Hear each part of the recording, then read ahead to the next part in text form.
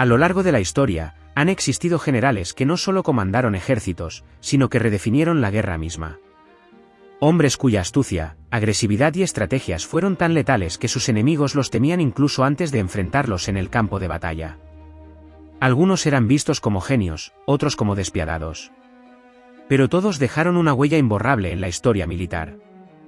Hoy conocerás a 4 de los líderes más letales de la historia, comenzando con un hombre cuyo nombre aún resuena en los libros de estrategia, el temido Zorro del Desierto. Pocos generales en la historia han sido tan respetados, incluso por sus enemigos, como Erwin Rommel. Su nombre se convirtió en sinónimo de velocidad, astucia y dominio del arte de la guerra. Conocido como el Zorro del Desierto, Rommel se destacó en el norte de África durante la Segunda Guerra Mundial, donde con fuerzas limitadas logró hazañas impresionantes contra los aliados. Rommel nació el 15 de noviembre de 1891 en Heidenheim, Alemania.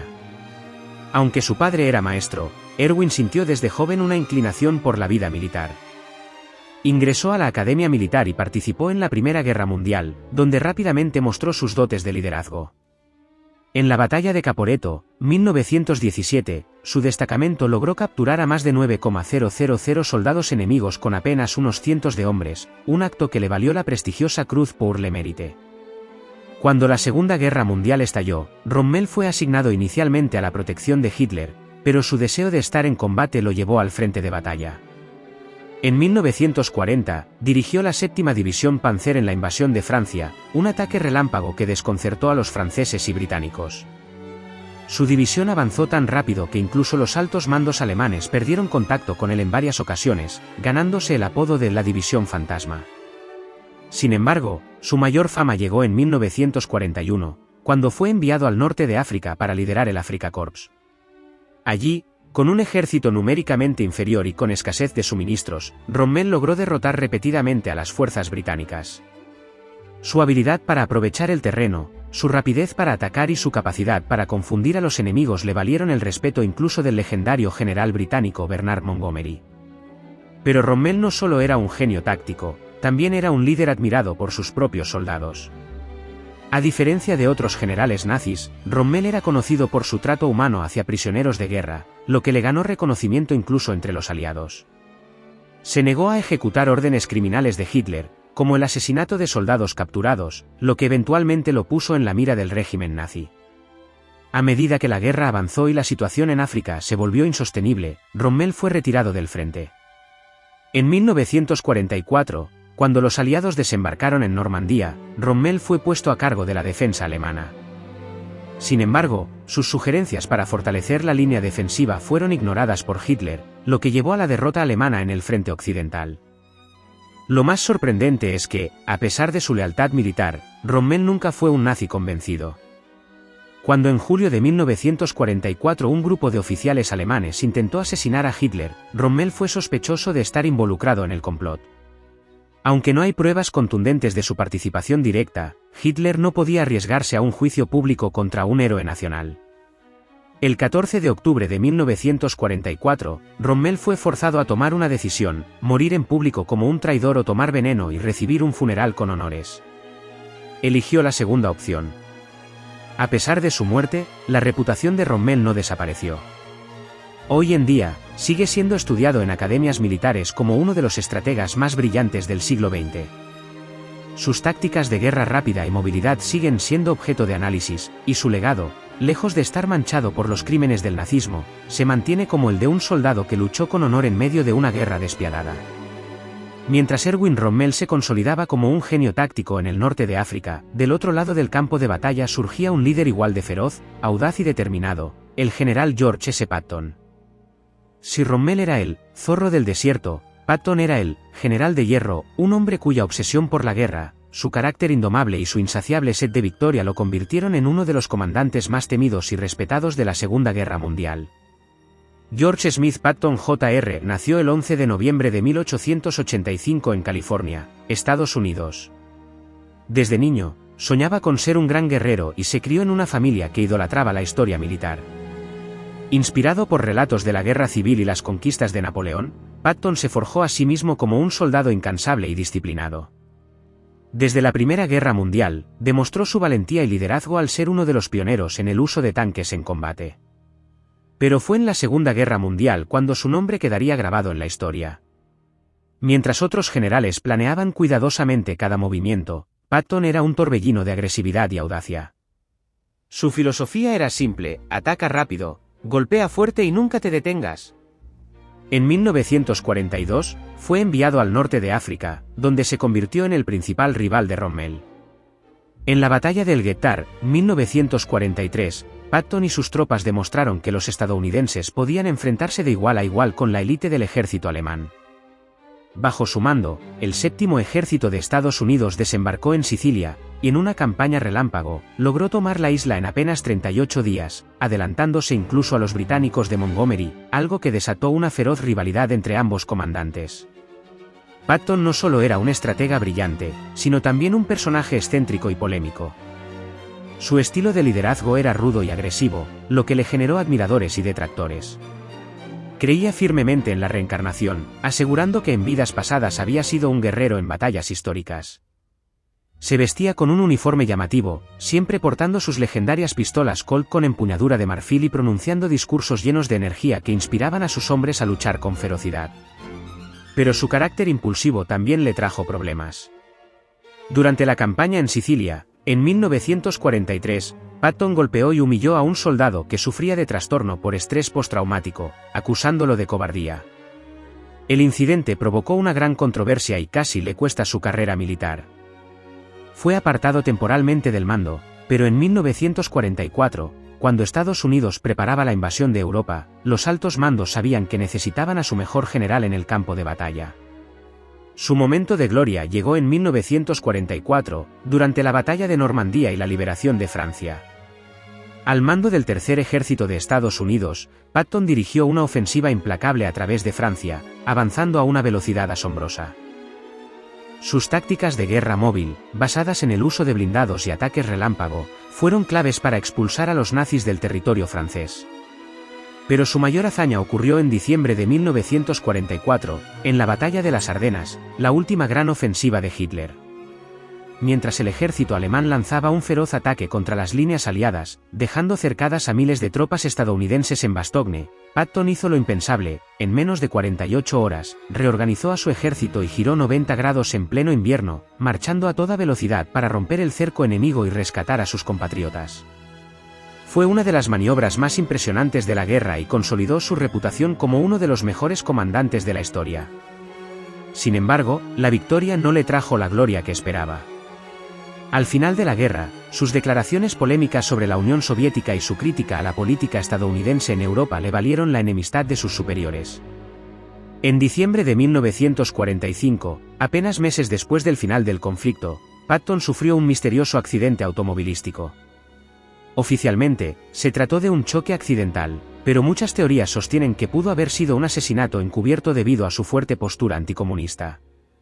Patton murió días después a los 60 años, pero su legado sigue vivo.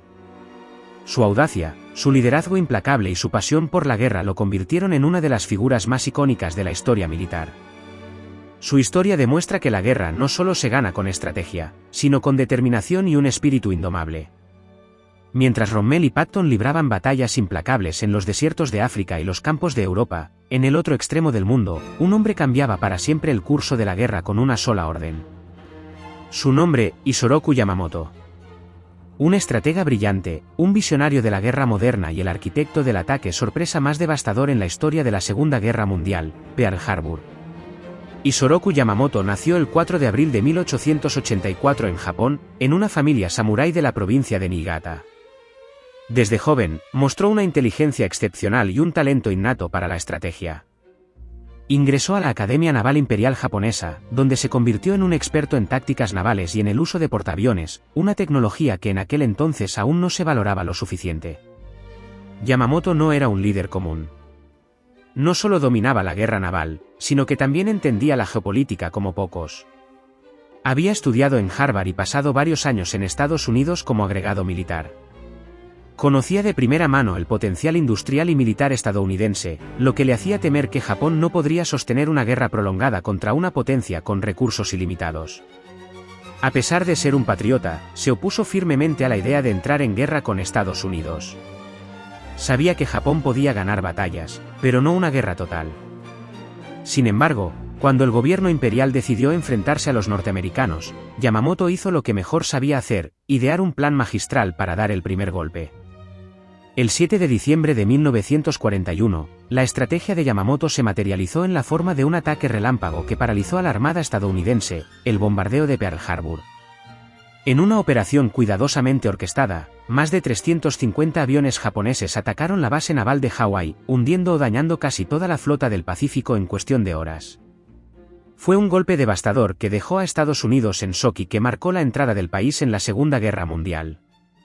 Pero Yamamoto no era un comandante sanguinario o cegado por la ambición. Después del ataque, pronunció una frase que demostraría su clarividencia: hemos despertado a un gigante dormido y lo hemos llenado de una terrible determinación. Sabía que, aunque la victoria inicial fue impresionante, a largo plazo el poderío industrial estadounidense acabaría inclinando la balanza en su contra. Aún así, continuó liderando la Armada Imperial con tácticas innovadoras. Diseñó las estrategias para la Batalla del Mar del Coral y la Batalla de Midway, pero fue en esta última donde su suerte comenzó a cambiar. Creyendo que tomar la isla de Midway le daría el control total del Pacífico, Yamamoto envió a su flota en lo que se convertiría en un desastre para Japón. Los estadounidenses, gracias a la interceptación de códigos japoneses, lograron adelantarse a sus movimientos y destruyeron 4 portaaviones japoneses en una sola batalla. Este revés marcó el inicio de la caída de la Armada Imperial, y con ello, la suerte de Yamamoto estaba echada. Estados Unidos sabía que, si querían acabar con el liderazgo estratégico japonés, debían eliminar a su cerebro. En abril de 1943, utilizando inteligencia interceptada, los estadounidenses descubrieron que Yamamoto viajaría en un avión por las Islas Salomón. El 18 de abril de 1943, un escuadrón de cazas estadounidenses P-38 Lightning fue enviado con una sola misión: interceptar y derribar el avión de Yamamoto. En una operación quirúrgica, los estadounidenses emboscaron el transporte del almirante y lo abatieron en plena jungla de Bougainville. Cuando encontraron su cuerpo entre los restos del avión, se dice que aún sostenía su espada samurái en la mano. Su muerte fue un golpe devastador para la moral japonesa. Yamamoto no solo era un brillante estratega, sino también un símbolo de la destreza y la disciplina de la Armada Imperial. Sin él, Japón perdió a su mejor mente táctica, y su caída en el Pacífico se volvió inevitable. La historia de Isoroku Yamamoto es una de contradicciones. Fue el cerebro detrás del ataque que llevó a Japón a su mayor expansión militar, pero también el hombre que comprendió que esa misma guerra llevaría a su país a la destrucción. Su legado es un recordatorio de que, en la guerra, incluso los planes más meticulosos pueden volverse en contra de quienes los ejecutan. Hemos visto a los grandes líderes militares del Eje y los aliados, desde Rommel y Patton hasta Yamamoto, cada uno con su propio estilo de guerra. Pero hay un hombre cuya genialidad táctica cambió el curso de la Segunda Guerra Mundial en el frente oriental. Un hombre cuyo nombre no siempre se menciona junto a los grandes generales, pero que fue crucial para la derrota de la Alemania nazi. Su nombre, Alexander Vasilevsky. Alexander Mikhailovich Vasilevsky nació el 30 de septiembre de 1895 en una familia humilde de Rusia. Desde joven, mostró una disciplina y un intelecto excepcionales, lo que le permitió ingresar en la Academia Militar de Moscú, donde se formó como oficial. Durante la Revolución Rusa y la Guerra Civil, ascendió rápidamente gracias a su talento estratégico, pero fue en la Segunda Guerra Mundial donde su nombre quedaría grabado en la historia. Vasilevsky no era un comandante de primera línea como Patton ni un maestro de la guerra relámpago como Rommel. Su especialidad estaba en la planificación y ejecución de operaciones militares a gran escala. Cuando Hitler lanzó la Operación Barbarroja en 1941, el avance nazi parecía imparable. Las tropas soviéticas eran empujadas sin piedad hacia el este, y Moscú estaba al borde de caer. Pero Stalin necesitaba un cerebro, alguien capaz de transformar el caos en estrategia, y ese hombre fue Vasilevsky. Durante la defensa de Moscú, Vasilevsky jugó un papel clave en la reorganización del Ejército Rojo. Pero su verdadero momento de gloria llegó en Stalingrado, una batalla que definiría el destino de la guerra en Europa. En 1942, la ciudad de Stalingrado se convirtió en el epicentro de la lucha entre la Alemania nazi y la Unión Soviética. Hitler envió al sexto ejército alemán, dirigido por Friedrich Paulus, con la orden de tomar la ciudad a toda costa. Lo que no sabía era que Vasilevsky había diseñado una trampa mortal. La Operación Urano, elaborada por Vasilevsky junto con Zhukov, fue una obra maestra de la estrategia militar. En lugar de un enfrentamiento directo con los alemanes, los soviéticos lanzaron un ataque relámpago en los flancos, rodeando completamente a 250,000 soldados nazis dentro de Stalingrado. En cuestión de semanas, el ejército más temido del mundo pasó de ser el cazador a la presa.